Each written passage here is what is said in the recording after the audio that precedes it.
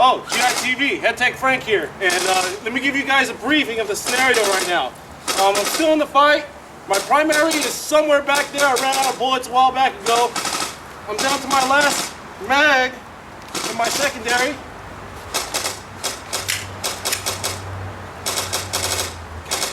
There's something wrong here. Well, in this scenario, I got just the thing. The Cyber Gun, IMI, Mini Uzi. This is a great backup gun to the backup gun.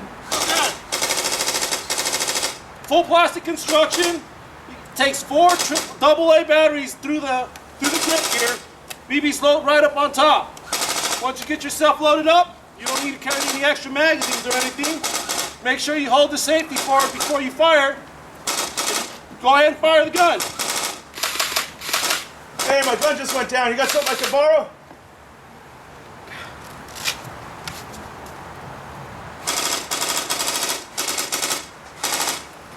What the hell? It's also perfect. You see that scenario right there? You don't want to give them your nice secondary. You give them the backup gun to the backup gun to the backup gun. Dude, what the? Hey man, don't mention it, bud. I got you. Oh! Hey man, you owe me $17.